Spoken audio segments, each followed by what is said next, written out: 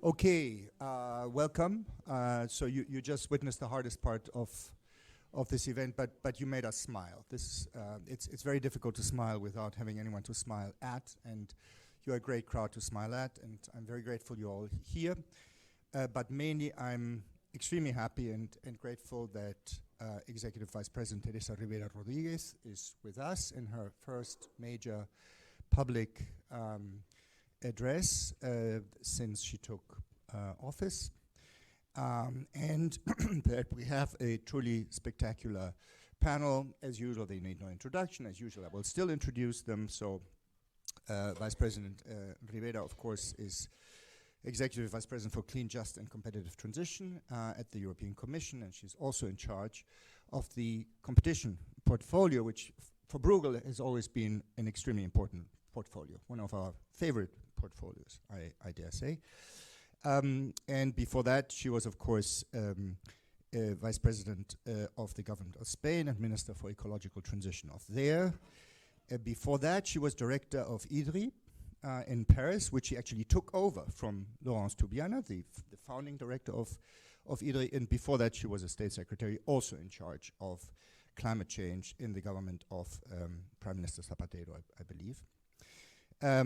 We have Laurence with us. Laurence is most easily described as the architect or perhaps the inventor of the Paris Agreement, and sort of the biggest intellectual force, I think, behind climate action that we have in Europe and possibly in the world. And she's now the Chief Executive Officer of the European Climate Foundation.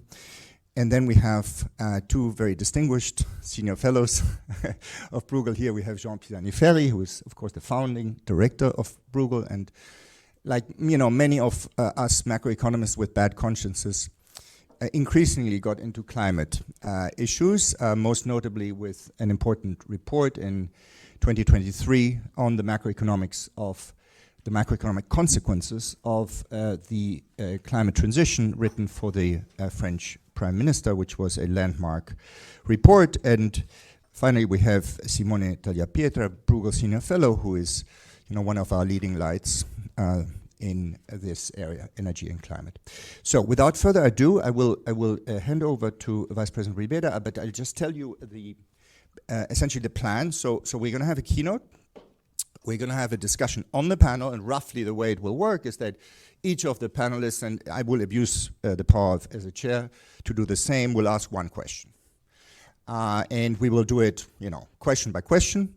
And then when we're done with this, we will open for Q&A. And of course, this is a live-streamed event. You can participate in the discussion. And in fact, even if you're in the room, you can, of course, use the online tool Slido to ask a question, and the Slido code is #SustainableEU in one word, SustainableEU, and EU is of course capitalized. Thank you, Vice President, please.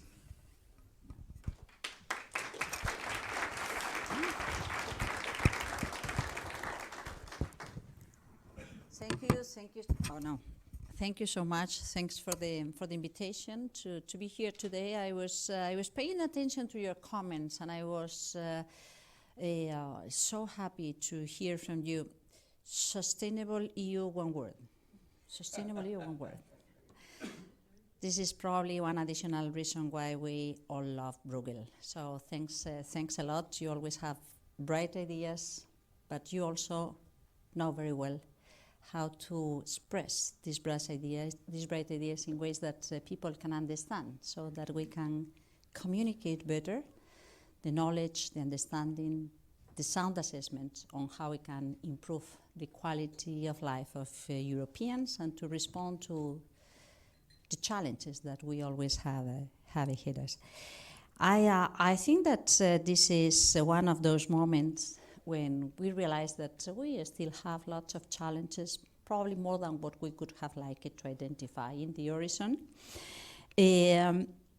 But in fact, having a conversation on how we can shape together a green, resilient, and fair European economy is a good opportunity to speak about very basic things and values, but also to exchange views on the ways we can improve the pathways and the mechanism, the tools that we have built along the years, but that require an update.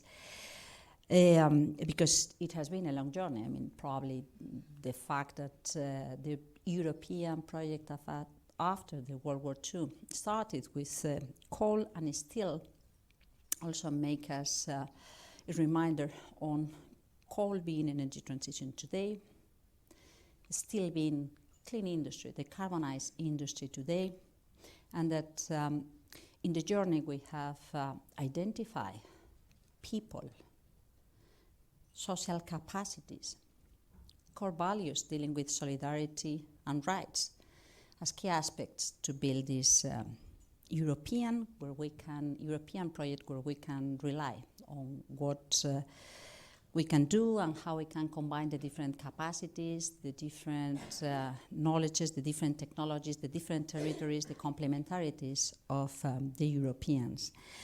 And I guess that this is what we need today. We need to identify and to recognize that we are at a global turning point, and that even facing these difficulties, we can overcome and find good opportunities and ways forward, not only within the European continent, but also in our relation with other partners, if we act together and if we keep moving towards the new economic paradigm that we need to build. Of course, there are big challenges. On one hand, how we can count on the adequate measures to build competitiveness, how we can ensure a proper management of risk and fair solutions for everybody so that nobody feels excluded. At the same time, how we take this not only as a way to face challenges, difficulties, and overcome all those things that are in the stick side of the equation, but also to build on the carrot side of the equation, how we can shape opportunities around the drivers of change. We know that these drivers of change exist, and it doesn't make sense to deny that they exist, and it doesn't make sense to say that postponing the acceptance of their existence, we may have better opportunities to handle these challenges. And in this new world, we also know that there are new neighbors, new expressions of social unrest, new players in the global economy, new communities providing new solutions, those solutions that we wanted to build. There are new powerful actors that do not fit very well with the traditional idea of regulation, ensuring governance on global actors, on economic actors that have an impact in our day-to-day life, in our households, but also in the performance of the industry and the business cases. And at the same time, I think that in many occasions, in too many occasions, we feel those challenges as a kind of huge burden that brings us into a blue mood, tending to forget all the positive things that made out of Europe probably one of the best places in the world to live, one of the best places of the world to invest, one of the best places of the world to build a better future for everybody and to strengthen our capacity to cooperate and to accept freedoms, liberties, rights as drivers for a better future. And I guess that this is still our role. And of course it is the role of the new Commission. We want to work hard to succeed. We know that we have skills, capacities that could help us. Diplomacy, soft power, mutual understanding, being reliable. How many times, I was making a joke with some of you at the entrance, how many times we have heard from the business community, now we want stable, predictable, and reliable context, so to invest. That's Europe. And in those days, probably even more. We have skilled and educated people.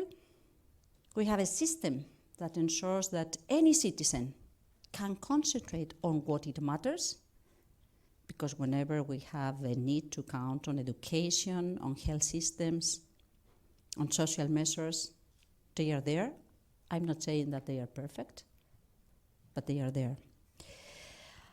So this is, how to say, an introductory comment, so to remind us that even in a context of challenges, there are many things that we should feel proud of and that we should defend, because it is on those bases, and these are the bases of the common life and our common project, we can keep on improving. We need to keep on improving. And there is a long and multifaceted look in the horizon on all the things that we still need to do to unlock the potential and to improve our capacities to face these challenges. There is a huge sharing view on the importance to count on affordable energy, clean and affordable energy, access, availability, to ensure the possibility to use raw materials. And we know that consumers are remarkably diverse, and that counts on traditional industry, new industrial possibilities, households, and sectors that are highly demanding, such as the digital world. They may be pretty helpful, but they are also highly demanding of energy. There we advance in energy transition, and we may have opportunities to lower the dependence on things that we do not produce. And of course, it is quite a contradictory thing to consider, and that's a lesson that we have learned in the recent years. We knew it, but now we have experienced that it is absolutely true, that we cannot rely on something that we do not produce as a means to be more competitive or as a means to be more secure. So this is an additional good reason why the energy transition matters, and to consider in general terms the green driver as a good driver to boost innovation and to boost the modernization of the industry. But there is something which is also very important that should be part of this idea that we are working around, this clean and the industrial deal. That is one of the flagships that the Commission intends to come up in the first 100 days, which is the people. The resilience and the inclusiveness of our societies.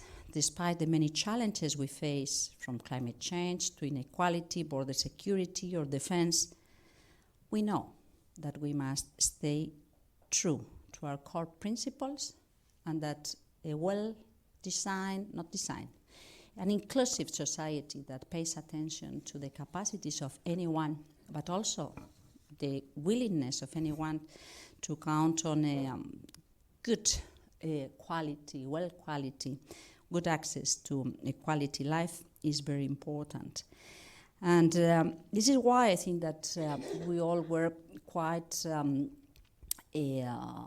touched when Enrico Letta came last year with this notion of thinking beyond the market, because it is not only the market that counts. The balance between freedoms, rights, solidarity, integration, cohesion, and prosperity is key, and we want to keep it being the case. Green policies, as I said, unlocking the opportunities for the new European industry and drive long-term growth and long-standing and performing industries is absolutely key. So I insist, no postponement, no negation, no deny of what it matters, and the way we want to afford our future could be very important. But a proper discussion on how we can improve the implementation of the pathways that could allow us to reach those goals are particularly important. We in the Commission think that the Clean Industrial Deal represents the next step in our European journey, and we think that positioning the decarbonization as a catalyst of growth and resilience is of the utmost importance, even more in the context that we are living today, even more in a context where there seem be people or even leaders in some countries that deny that this is reality, because time plays against us, and implementing the measures to reach the goals is the important discussion that we need to have. The assurance that everybody feels being part and being empowered, but this transformation is key. I could say that there are 3 key dimensions that need to be declined in this proposal. First, the clean aspect, the clean economy, to seek ways to decarbonize the EU economy, the traditional sectors, but also the opportunities on the promising on the new sectors that come up, boosting modern industry, reaffirming the Commission's commitment to the path outlined in the European Green Deal during the past mandate, and the Antwerp Declaration for an European Industrial Deal that was stated, that was adopted by the leaders a few months ago under the Belgian presidency. The second element, the competitive industry, we were commenting, I was saying that this notion of competitiveness is important.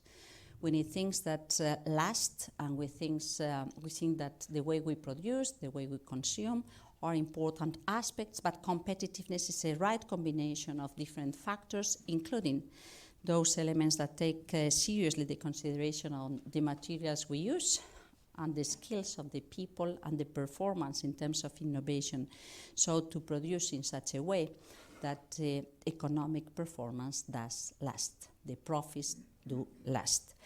A European that drives prosperity for its citizens and is competitive on the global stage is key. We are not anymore that continent that has the capacity, and allow me the simplicity of this message,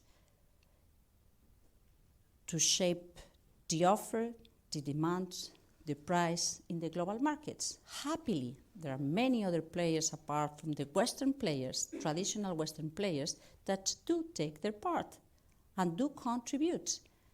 So we need to update the way we relate with all those other players in many different manners, including, of course, the financial markets, the willingness to invest in an open economy, such as the European one, but we cannot be naive either.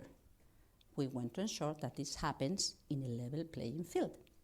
So we may need to think how we can still work on the basis of a global order based in rules and respecting the human rights, and at the same time that we ensure that the level playing field preserves the capacity to keep on investing in our continent. A just society, the quality of life, the values that we share, the European dream, I like using this expression, demand ensuring that all stakeholders, regions and communities feel part of this adventure and are equipped to thrive in a low-carbon economy, rooting the foundations for a highly competitive European economy. So I guess that the social dimension is key for many people. That's something that we already experience when we identify in the media or in the public debate. The terms of debates that look or express irritation or lack of confidence on the capacity of our democracy, our institutions, to provide the solutions. And we should take this very seriously, because we need to defend our values, but we need to ensure that our values are also effective in terms of providing the results that were promised to our societies. And in any process where there is a profound transformation as the one that we are experiencing right now, there will be uncertainty, hopes, and fears. So we need to pay much more attention, something that we probably did not do as much as we should have done in the previous years. But then there is the European dimension, and this is also very important. We have gone through very difficult moments in the last 5 years, and we have been able to act in a united manner.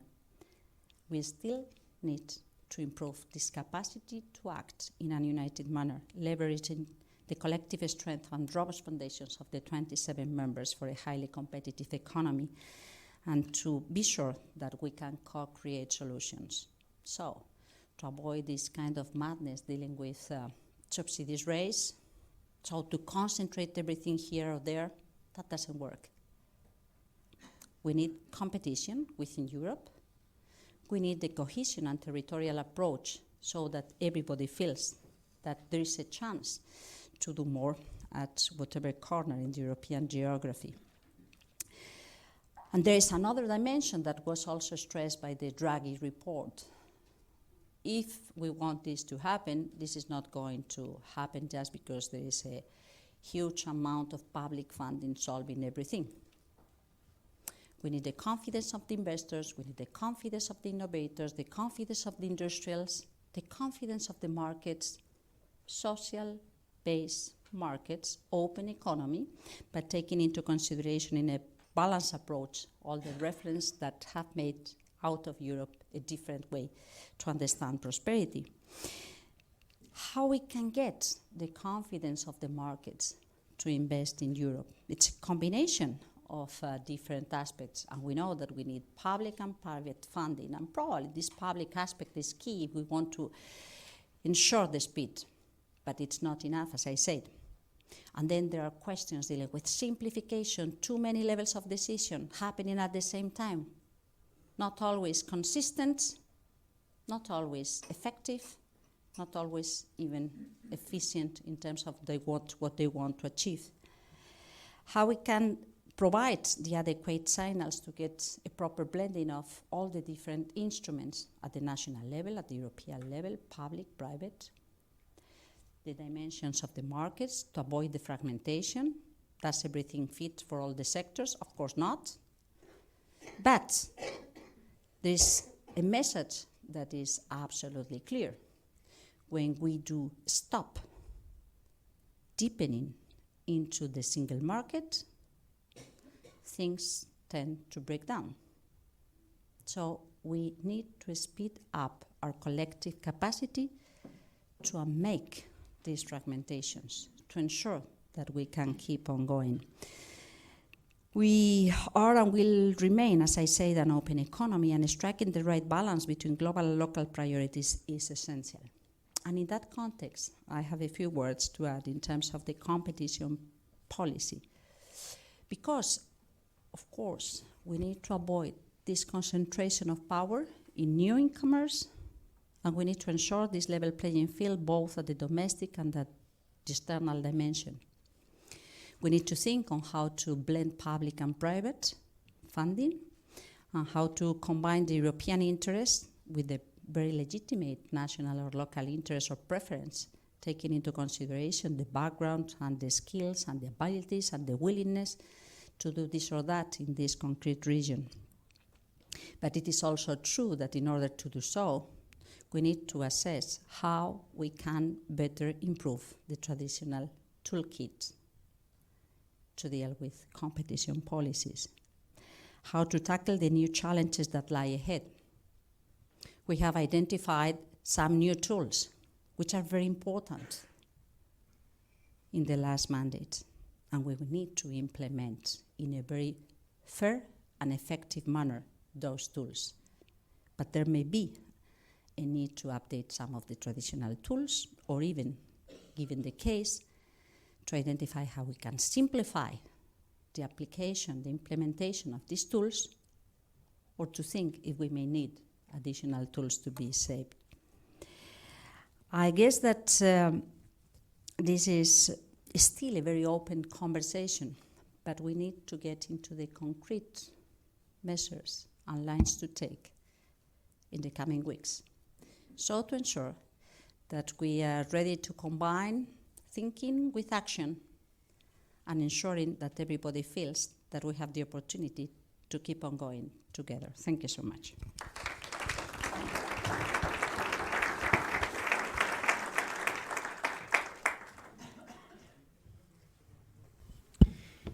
Thank you so much, Vice President. So we will go into the next round. I think we'll go from right to left. I will ask Jean for a quick reaction and maybe a question, hopefully. Yeah.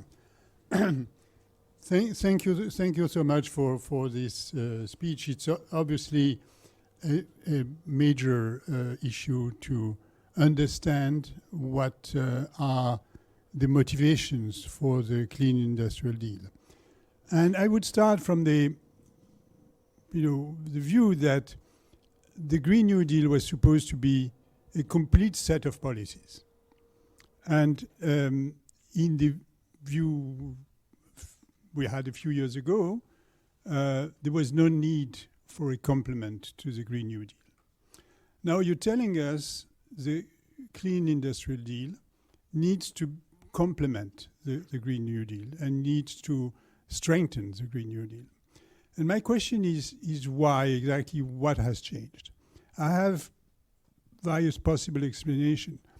One is that the world has changed, and the realization is that the Green New Deal per se is not enough to make it happen and to let the European industry perform in this new world. Perhaps because the price of fossil fuels has increased dramatically in Europe, also because of obviously the Russian invasion of Ukraine. Perhaps for other reasons. So that's first explanation. The second explanation is that the realization that the green transition is more costly and has wider implications, including fiscal implications, than initially thought. The realization that for household, and you put some emphasis on the social dimension, for middle-class households, it requires significant investment, and therefore there needs to be a way to help those households to afford the investment. And the third is perhaps that there was initially too simple a view of the mechanisms that would be unleashed by the Green New Deal, and that the industrial policy dimensions was underestimated. And perhaps that's also linked to what I said on the fact that the world has changed, that China is so much ahead of us in terms of transitioning to a green economy. And that therefore we realize that there is a need for an industrial policy component of the Green Deal that did not exist so much initially. In which case the question would be, what kind of industrial policy would we consider, would you consider? Would it be sort of a sectoral policy? Would it be a policy of helping firms to grow and helping innovators? That's where it connects to the competition policy, helping innovators to get to scale. So I would wish you to explain a little bit more in view of these possible motivations for the Clean Industrial Deal. What is your analysis and what is your preferred direction of travel? Thank you. Thanks a lot, Jean, for the comments, the reflections, and the questions. And I think that it's both something else, and I would like to share some additional ideas and comments on what you said. First, I think that we need to remind ourselves that less than 20 years ago, we said that we needed to mainstream the cost of carbon in our economy. It was a simple idea.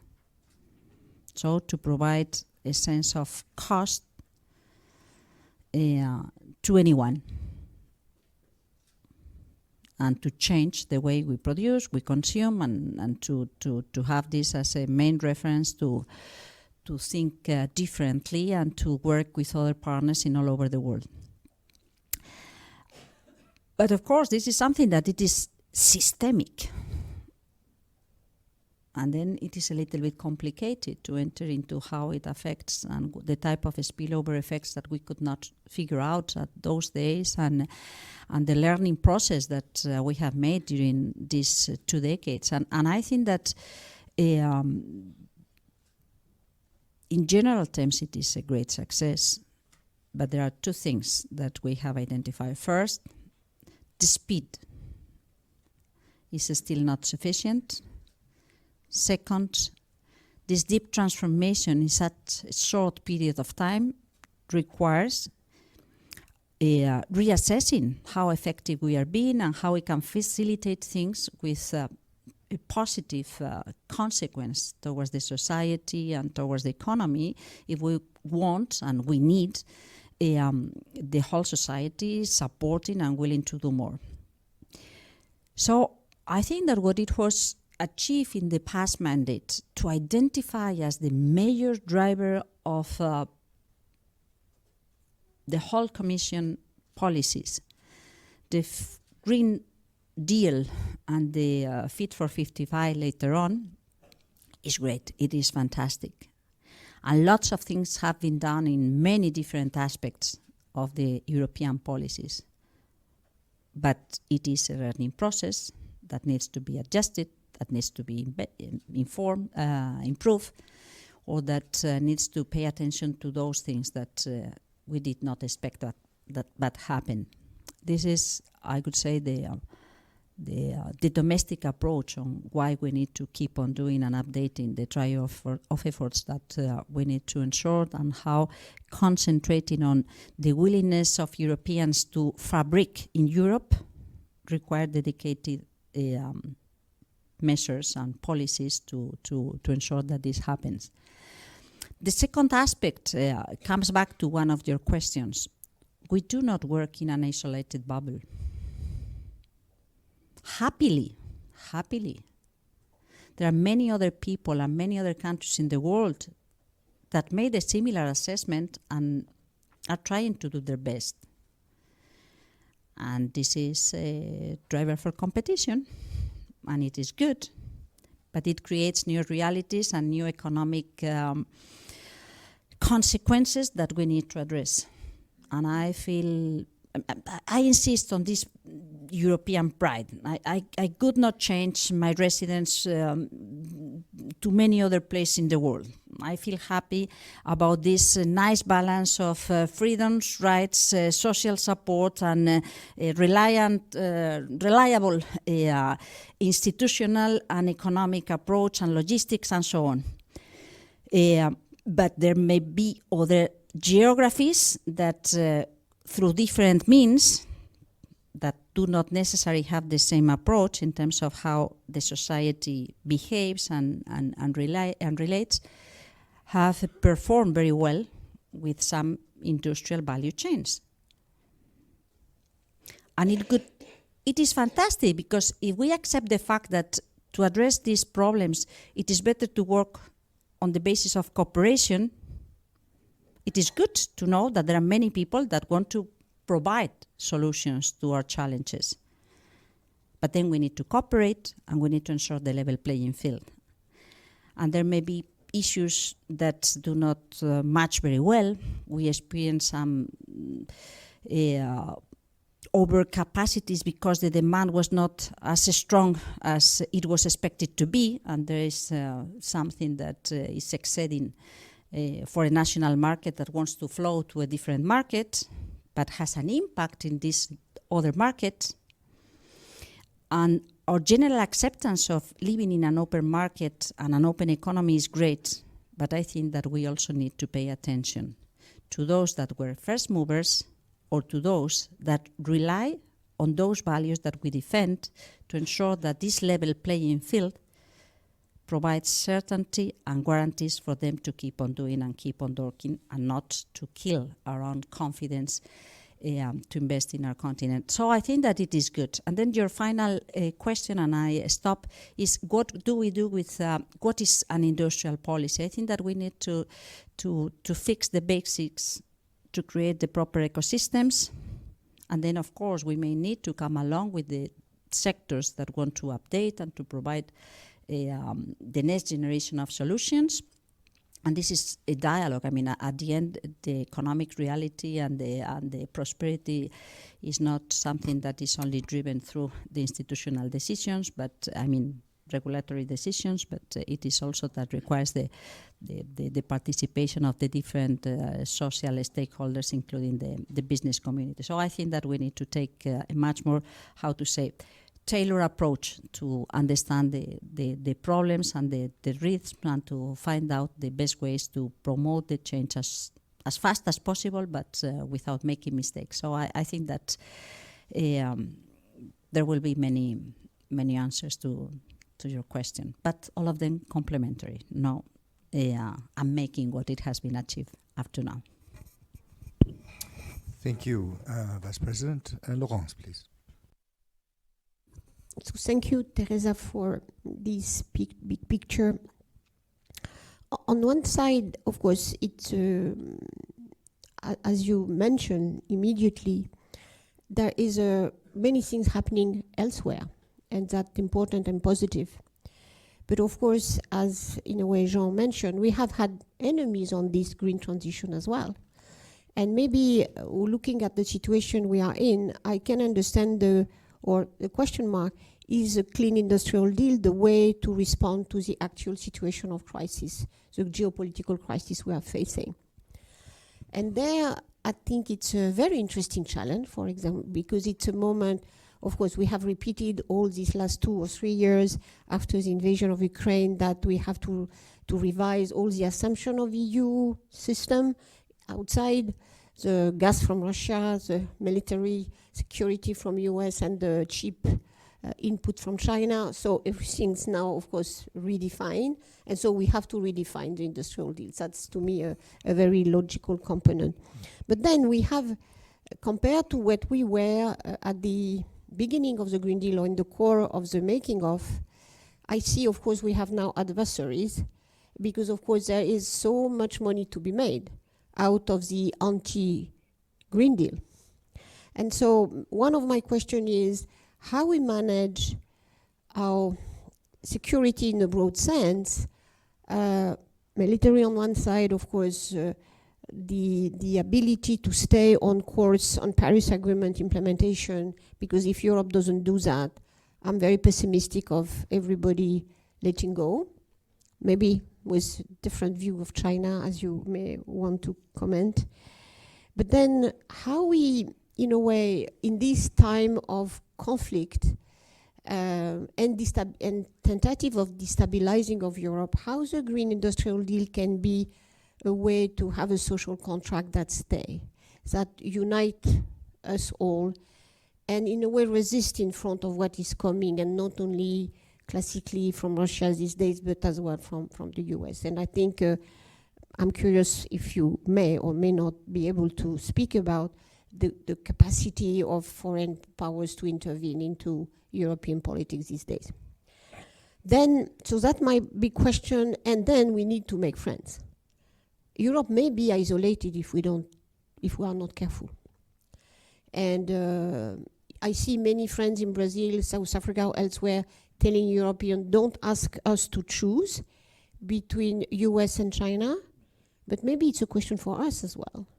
And for the Green Industrial Deal is a very crucial question. We cannot achieve the Fit for 55 or even the greening of the industrial value chain without probably a lot of friends, and in particular discussion, a transaction, or whatever we can call it with China. So, and can we have some kind of cooperation with all these countries that are emerging countries that doesn't want to choose?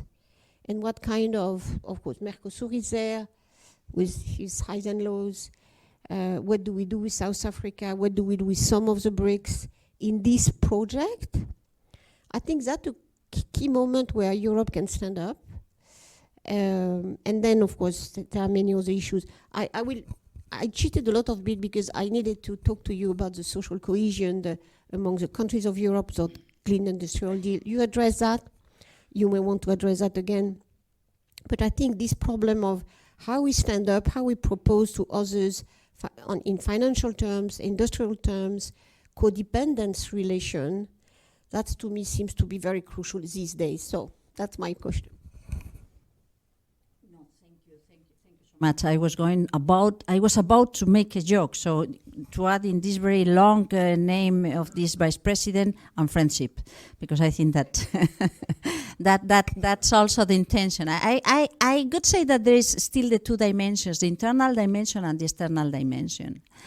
The internal dimension is that I think that there is much to be done because of our own interests and our own capacities, including not being naive and updating the way we understand how it relates in this external dimension and how we can combine things differently to pay attention to the critical points that do not function as well as we would like. So unlocking the potential of opportunities, but also revisiting things that may be old-fashioned or where we are too slow, or there are increasing divides in terms of inequalities or whatever, or gaps in our education models, things that still need to be done. And then there is the external dimension and the question mark on how we relate with the rest of the world in a world that is impressively small, because anything happening wherever is going to impact in whatever other geography. So how we can make friends. And very honestly, I think that this is one of the most important challenges where we need to be bold and clear. It has taken centuries, decades of suffer and blood to understand that we cannot relate each other on a bilateral short-term convenience approach. It has taken decades of diplomacy to understand that there is nobody in the world that could win in the mid and long run without an international order based on rules. And I think that this is the most compelling question right now. Because apparently there may be people that think that because of the very short period of, human scale in power, it can be very appealing to break that. But the consequences are horrible for all of us. There's nobody who's going to win that battle if we accept that breakdown. So, of course, I'm a fan of the Paris Agreement. And I think that this year it will be the 10th anniversary of the agreement, and I think that it is a good occasion to remind us that even if there are things that have not worked as fast and as well as we could have liked it, it has been an impressive achievement on how we can cooperate on something which is complicated. I was starting with this notion, simple idea, introduce the carbon cost in whatever thing you do. Great, one sentence. But then implementing that is very complicated. Getting the drivers right and the signals right, so to be resilient, to adapt, to be fair, to reduce emissions, to cooperate, to provide the governance platform. These were the aims of the Paris Agreement. And it was a success. We need to accelerate that process, not to make that process. And I think that this was why insisting on this notion of reliability and acceptance and cooperation as a mood to relate to each other is very important. And I think that, yes, we need to be bold and strong defending these values. But I have the impression, and probably Mercosur is also a good example, that there are many more in the world that understand the importance of an international order based in rules and cooperation than, unluckily, some that prefer this, the use of the force and the aggression as a means to impose whatever unilateral will may prefer. But the final comment, I think that this is also an additional question back to Europe. It is not only what matters. It is not only how Europe relates to, I don't know, the neighbor at the other side of the Atlantic, or one of the neighbors at the other side of the Atlantic, or towards the eastern countries, or in the MENA region. But for the rest of the world, it's also important how consistent we are, and how we behave, and how we defend that rule of law, that cooperation. And Mercosur, the Mercosur agreement, or the European Mercosur agreement, is, I think, of the utmost importance. And there may be things that we need to assess when being implemented, and we need to pay attention to those that may have concerns. But its main importance is that it is a huge expression of the willingness of two regions to cooperate and to base their relations and the relations between the two markets on this principle of cooperation, on the basis of this principle of cooperation. So I think that we need to keep on doing this type of approaches and consistent responses coming from Europe. It is very important. Otherwise, yes, it is the one who is strongest who gets the power for a very short while, but in a very dangerous context with bloody consequences. Thank you. Simone. Thank you very much for your introduction and the way you started by recalling the times of the coal and steel community, which I think present a certain element, if you want, of similarities in terms of major industrial transformation, historical industrial transformation we were undergoing back then and we are undergoing today, and with namely the transformation of energy-intensive industries and the new clean tech industries we need to roll out to make the best of this climate transformation also from an industrial and job dimension. To me, one of the most fundamental questions in this space really is the extent to which we should focus on short-term relief to the incumbent industry and how much we can foster with an initiative like the Clean Industrial Deal, the longer-term structural solutions to basically, for example, make sure that we adapt our energy intensive industry map to the new energy map we see rising at speed in Europe and globally. And one of the most important, maybe difficult question in my view here will be the one of how do we tackle the problem of the European energy intensive industries when it comes to energy prices. If we look at this important point, we see that it's difficult to see in the short term signs of relief on the European energy prices situation, mainly a factor of natural endowment, the fact that wholesale gas prices in Europe are 3 times higher than in the United States, electricity prices twice as high.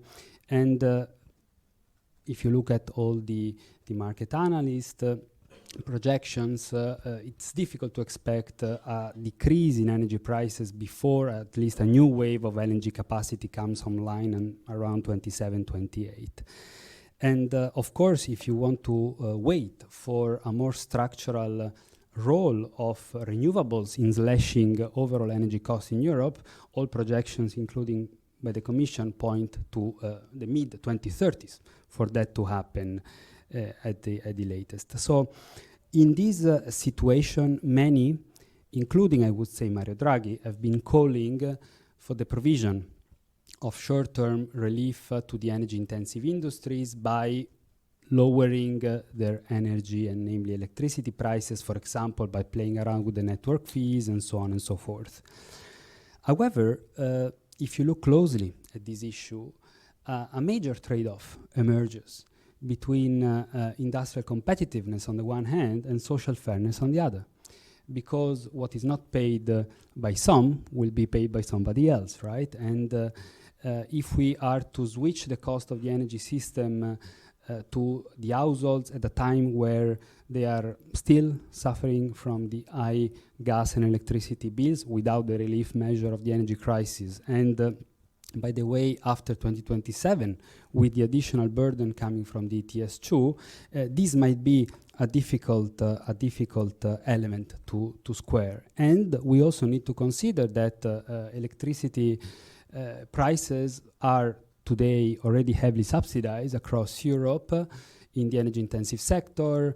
Energy-intensive industry pay 50% less per unit of electricity than households on average, and therefore continuing this road might actually risk to tilt the level playing field in the single market and jeopardize our external competitiveness. So my question to you, Executive Vice President, would be, to which extent can we allow the provision of further short-term reliefs to the industry, or are there ways to make these subsidies more European and more conducive to innovation and the greening of these industrial structures at least? And what is the role of the more structural solution in the clean industrial deal? Laurence mentioned the international dimension, the idea of redesigning supply chains with international partnerships is one option. The Clean Trade and Investment Partnership potentially playing an important role with this regard.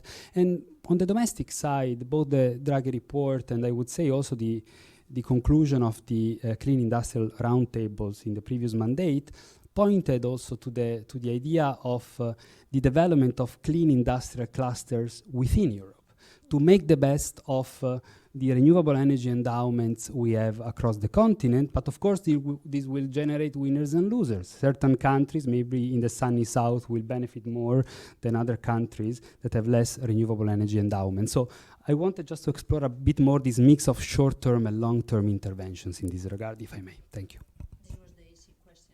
Yeah, but he gave you a few answers. Yes, that's good. So I was going to lower down the stress by sharing with you a small story / joke that I don't know is shared in the other 26 members of the European Union. But in Spain, there used to be an expression saying that, in fact, being Minister of Energy was being the one sitting in the electric chair. And that's the natural statistical end of the person be there was that the chair could play its role. I mean, this energy discussion is true that it's complicated. We know that we cannot rely on something that we do not produce. We know that counting on affordable and clean energy solutions in abundant terms is going to be very important. It is very important. We know that the regulatory design comes from a period where things seem to be more or less similar, so the signals did work in a very effective manner and things were going at a, stable rhythm, and suddenly things started to move so quickly on one side or the other of the range of cost that we started to experience horrible turbulence because of what it was happening in the natural gas markets and the invasion and the use of the energy materials as a way to blackmail the European economy, but also because there may be very low operational cost associated to certain technologies, which is fantastic, but then where is the business case? So, and the expectations in terms of covering the upfront investment and the expected returns.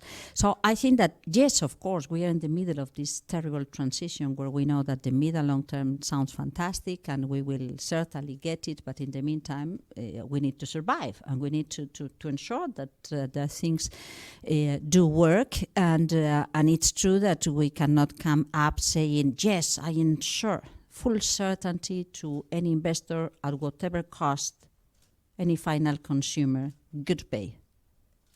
Because that could mean that we have fantastic certainty for investors, but we may be killing the industry and the political support.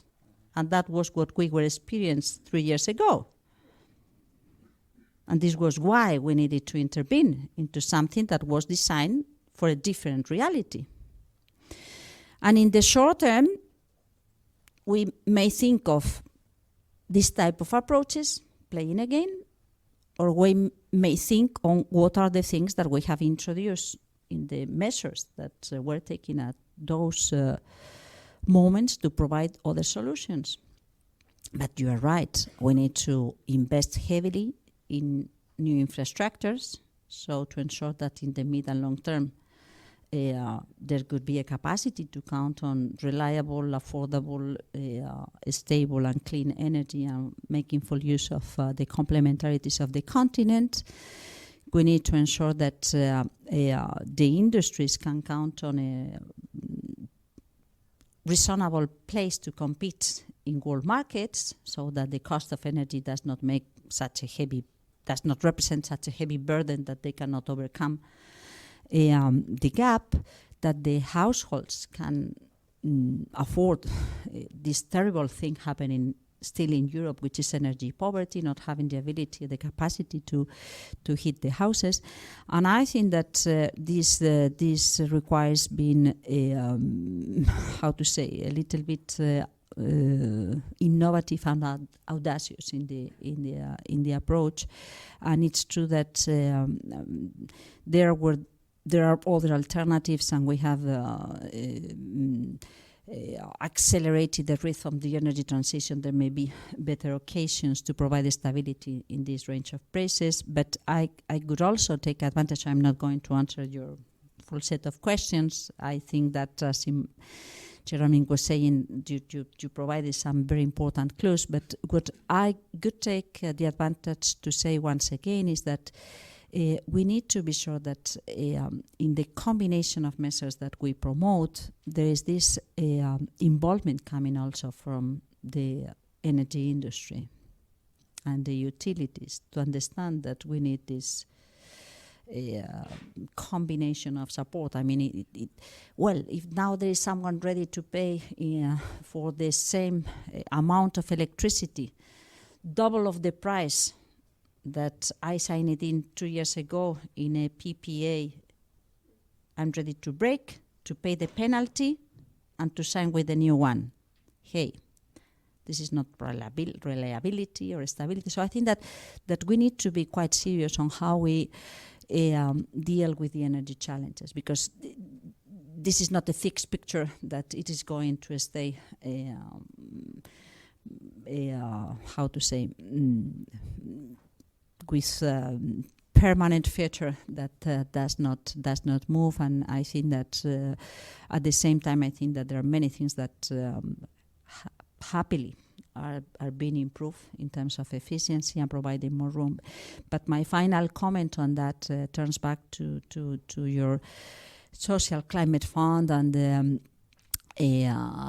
CO2 intensity and the energy and the electricity mix being reflected in the final electricity bills, and the conviction that broadly supported, I could not say unanimously supported, but broadly supported, that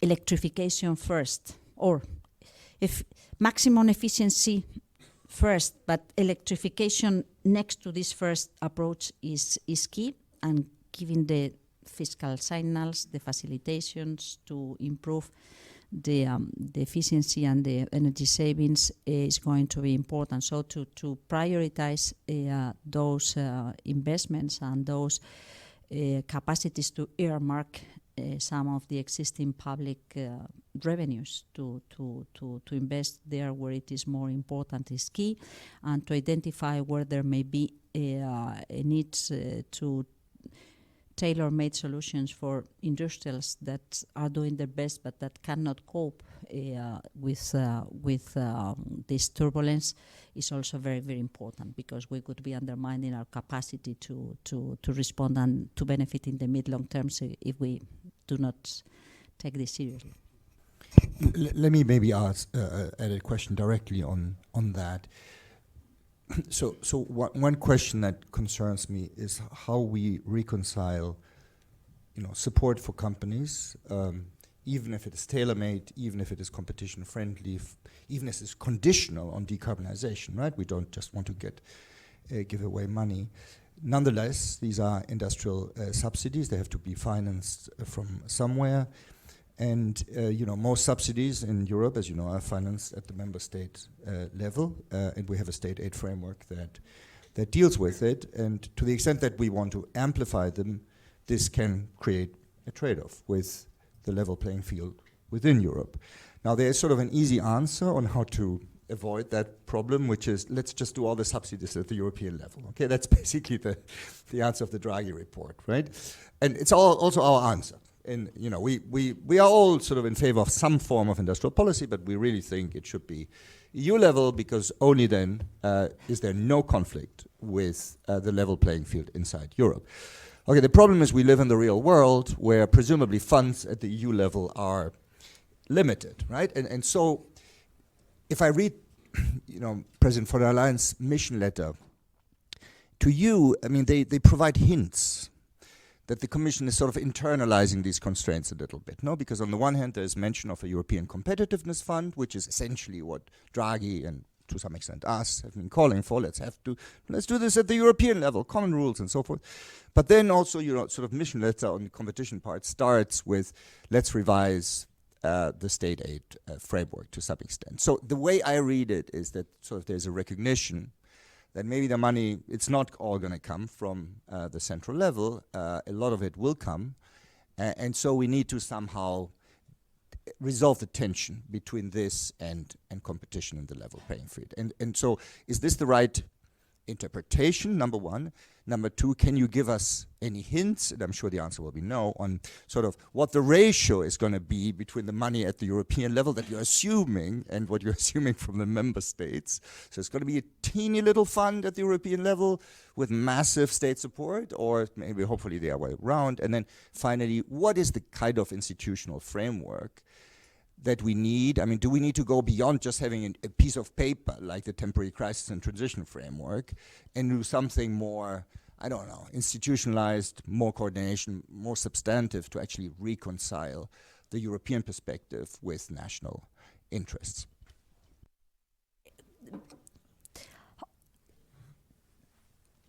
So you are saying that, yes, Draghi and Bruegel Institute were supporting this notion, which I think that most of us probably share, how we can build with this European thinking, our definition of the European interest, and avoiding the localization of certain advantages depending on the fiscal space, and making what it has been achieved during years, which is the creation of this single market and ensuring this level playing field.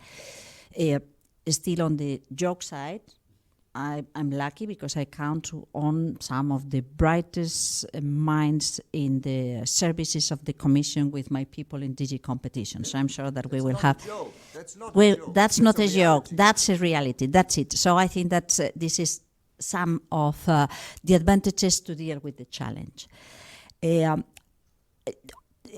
Coming next to that, I would say that we, during these last years, we have had, not because we were thinking about that, or it was not necessarily intended in every single occasion, but we have had the opportunity to check, to test different approaches on how we could combine proper blending between public funding coming from the European level and the state level, how we could finger point and earmark the type of destination or conditionalities, how we could invite in a serious manner to further cooperation between different players coming from different member states around the same type of projects or innovations that could require a huge amount of public money to cover the gap. And I think that all of these are good things that should inspire the reconciliation of different facilities and funds that maybe evolve or being combined, taking into consideration this very basic understanding that we cannot break the level playing field among Europeans. We need to ensure that there is a space for innovation and the new challengers to come against the traditional incumbents that did their best to keep on improving their bets on innovation and better quality products or services.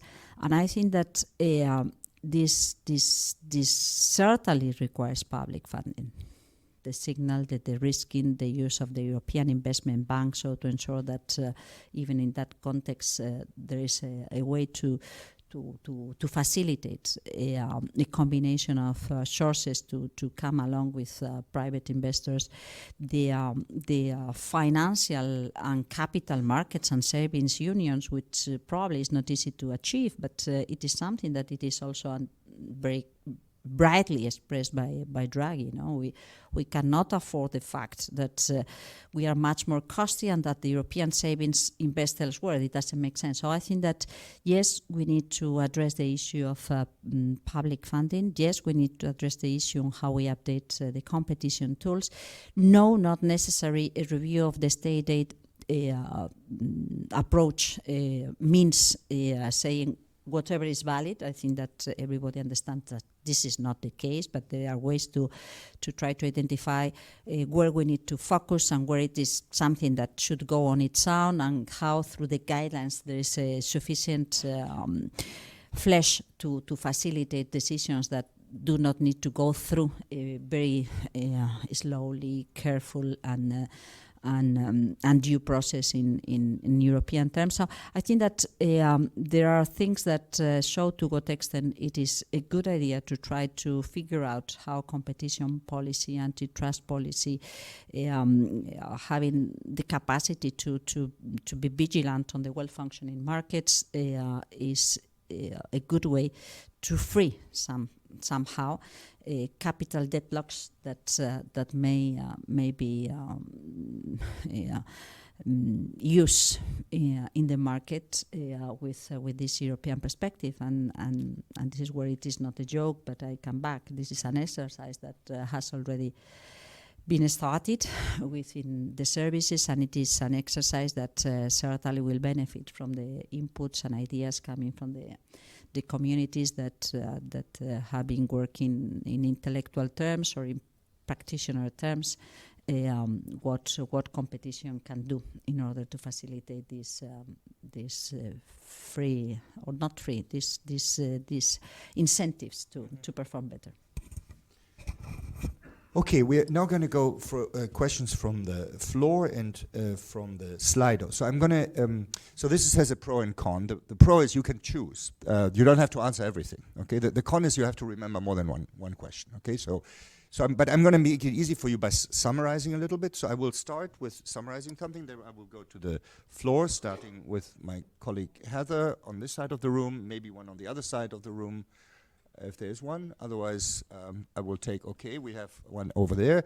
Okay, so first there are several questions on Slido that are basically asking you to elaborate on how the EU can lower energy costs. What's your strategy to do that? Do you want to maybe adopt things you were doing in Spain? Can that be done? And then there's the inevitable, what I call the inevitable nuclear question. How can Europe face can Europe face increasing electrification needs without nuclear? Okay, so that's one complex of questions. Now, if you can introduce yourself, Heather, and ask a question, please. You can take. Can we have a? Yeah. Thank you. Heather Graby from Bruegel. Thank you very much for this comprehensive overview. So we've been doing some work on political support for decarbonisation and for the climate transition. And it's very evident that despite everything that's happened with the pandemic and with the invasion of Ukraine, public support among Europeans for climate action is still very high across the EU. But people are losing faith in governments to deliver an effective and fair transition. That comes out very clearly. It's the deal part of the European Green Deal which is still missing in public perceptions of what's happening. So how can the Clean Industrial Deal reassure people that the social distribution of the burden will be fair? That can't be delivered from the Commission, because it's the member states that have the tools to do that. So what kind of framework could be set for a more fair and a reliable distribution of the burden? And in terms of the effective transition, what kind of reassurances can the Clean Industrial Deal give to citizens that the EU will actually hit the targets that it has set itself? One more question. The gentleman in the back with the blonde hair. Sorry for identifying you so crudely. If you can introduce yourself. Jakub Graszkowski, PGE. Thank you for the discussion. Thank you for the opportunity to ask a question. I would like to dig slightly deeper into state aid issue that you mentioned. Looking at the temporary state aid framework, which parts of this framework do you feel should stay with us for much longer, and which should be abandoned as soon as possible? Thank you. Jean-André, do you want to go? One more question. If you introduce yourself, please. Yes, good afternoon, Mrs. Vice President. I'm Jean-André Barbosa from Group Renault, so representing the automotive sector, although Renault has not the presence of ASEA anymore, but still representing the sector. I think we are one of the only manufacturing members of the manufacturing industry members. So I hope I'm also representing this industry. My question is, you mentioned very clearly that we should that the regulation is giving certainty, and I think no one is. If we talk about the automotive industry, no one is challenging today the objective and the idea. But I think where we have a small issue is to what extent the certainty should be rigid. It means to what extent are there not any flexibilities needed in actually a pathway which is quite long and quite complicated. You know, we have an issue with the CO2 standards for 2025, which is actually resulting in a quite interesting paradox, which is the one that the regulation is actually telling the OEMs in the EU to pay money to subsidize the extra European OEMs. So we will be giving more or less, according to conservative hypothesis, 4,000 euros per car imported by an extra European competitor to be able to cope with the lack of demand which we are seeing in the European market. So my question is, to what extent can we imagine that the Clean Industrial Deal will be able to give some flexibilities in the system without in any case challenging the objectives or the target? Thank you very much. I think that's enough for now. Go. Lots of very interesting questions and approaches, and I will try to address a little bit everything, even if I don't necessarily get into the very deep details, because it takes time. And on energy, I think that we need to combine the mid and long run with the short run, and you were saying, and I think that one of the paradoxes is that we need to invest a lot in many things, including, as I said, efficiency and savings, blah, blah, blah, but the electrification means that we need more electricity, and I don't know to what extent the amount of electricity being required, even if a higher electrification of the economy could equal and not could be beyond what it exists today. So if we need a new generation, where it comes from and how we can combine things, and what are the timeframes, and that is one of the question marks dealing with the availability of electricity coming from new to come nuclear plants. So that is an issue that is important, how we can get these new capacities being in function in the very short term, and how we can get as much as possible of renewables and a combination of different solutions, which could be the most efficient manner to get this additional capacity by 2030 in place, and so on and so on, and to what extent this is something that it is easily exportable and it is flexible enough. So I think that this is one of the issues that is around, and to what extent, and this is something that is underlined in many different contexts. Well, there are some technologies that can compete, and some investors that can compete, and there are some other technologies that do not compete, that it is just what it is, and they need the back of the states and the finance of the state. So it's not a question of choosing technologies, but it is a question of how we use the public funding to support one thing or the other. So I think it is we tend to have a very, basic and polarized discussion on technologies when it is not something to be discussed in those terms. But to the main question on how we intend to introduce things that fit for purpose in the mid and long run, which I think that it is more or less clear, and I am reasonably optimistic on the capacity to get the right responses. The main question mark is how we can be effective in the very short run and to ensure that affordable energy is there for the coming years and months. During those months and years where we are still going into this new energy model, and this is a very honest, open discussion, because I'm still convinced that we need a combination of things, and it is not going to say, are you going to do what you already did? I think I feel proud of what we did, and I think that it was very useful and helpful in terms of controlling the inflation, being fair, and ensuring huge profits, because there were huge profits for the utilities, but it was not against the public budget that had to reallocate resources, public resources that could be dedicated to another thing. So I think it was fair. There were profits, there were affordable prices, there was a control of the inflation, but we are rich in terms of different approaches coming from different member states and different backgrounds, and there may be realities that feel that this is something that cannot work in the reality. So I think that we need to be quite careful on the way we provide, or we suggest, we propose different solutions, and we ensure that things can be helpful to everybody. And happily we have a great commissioner dealing with energy. I'm not anymore directly sitting in that seat, in that chair I was talking about before. No, that's kidding, but I'm not that Commissioner Jorgensen and DG Ener are working hard, so to find how we can count on this combination of measures.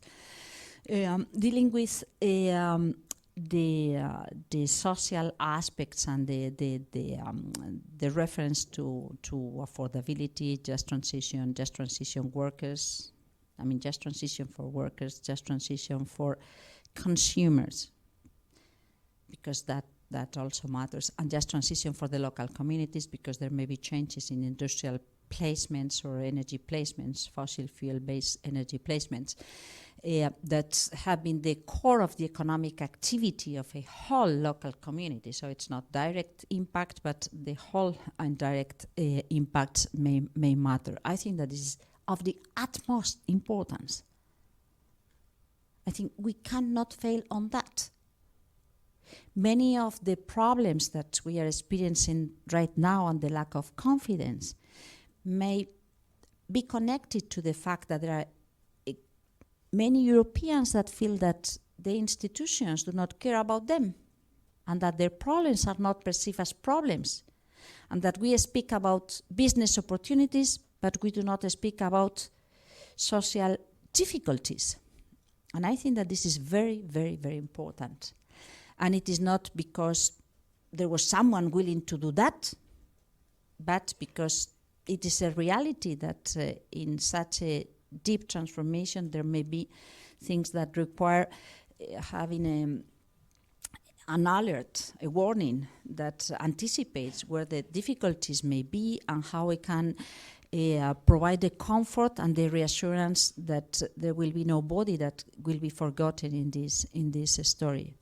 I don't think that this is the only reason why this type of behaviors are there in the society, or this type of incredulity is there in the society. I think that we also have problems of communication, we have problems of channels to communicate, and we have problems of some using those channels to communicate in ways that do reaffirm things that are not true,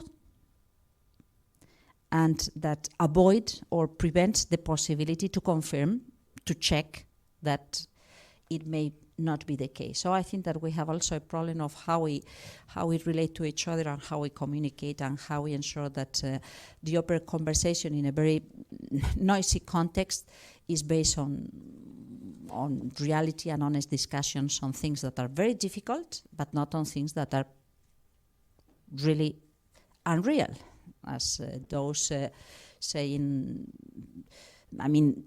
challenging or insulting scientific data or whatever. So I think that we have also some question marks to be raised in this point. Dealing with the car sector, I think that what you say is interesting. Something I learned, and I'm going to pay tribute to my very good friend Laurence, is that it is always good to have a clear understanding on where we want to be, because if we don't have a clear understanding on where we want to be, we may get lost. But then we need to figure out what is the pathway that could bring us into that pathway, into that place where we want to be. And the pathway can be flexible, because there may be things that happen along the time and during our journey that recommend a reassessment. I think that this does not mean reopen things that could be very difficult, not to be achieved. I mean, I'm not. I took note of what you said, but I mean through procedural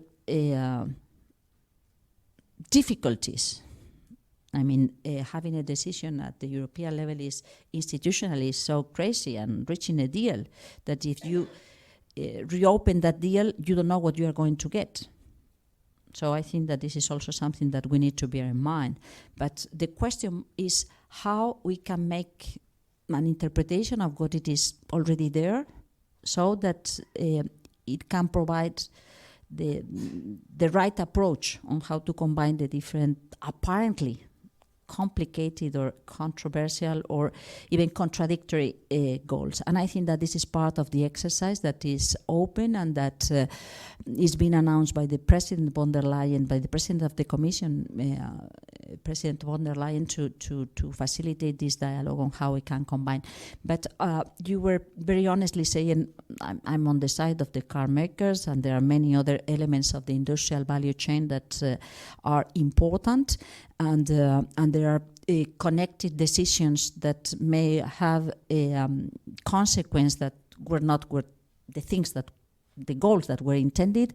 So I guess that this is also important to think in ecosystem terms, which is part of what it was done when someone else took the decisions to think in terms of green equipments and how the car industry, or the fact that you need a car, could be related to steel, to electronics, to digital, to new materials, to engines, lots of things. To design, the design of the external appearance of the car. So I think that we also need to think in those terms: ecosystem, whole value chain. And then there was the issue of temporary state aid. Oh, that's back on my shoulders, and I think that when one of the conversations I had with Margaret Vestager, what are your main recommendations and warnings on what now? I have already shared this, and I think that the two pieces of recommendation, pieces of advice were very valid. One of them was pay attention to avoid killer acquisitions and to promote innovation, first thing. Second, try to have an overview on how smart we can be in the acceptance of subsidies to do whatever, but to avoid getting locked in an economy that gets used to be subsidized. So I think that we need to look into the use of state aid with those eyes. I think that it is a very good piece of advice what she shared with me at that point in time, and I think that in the framework there are things that may be still useful and lessons to be drawn, but that does not mean that we can count on everything forever. I'm afraid we are out of time, so I would have wished to take more questions. There were great questions here. We'll send them to you. So thank you all very, very much. It's been a really exciting discussion. Thank you. Many pointers, and of course we hope to have you back when the actual strategy is out and that new state aid framework, and let's discuss the both. Hashtag sustainable EU in a world, no? That's right. That's great. Yeah, Katja, you came up with that, yeah? Okay.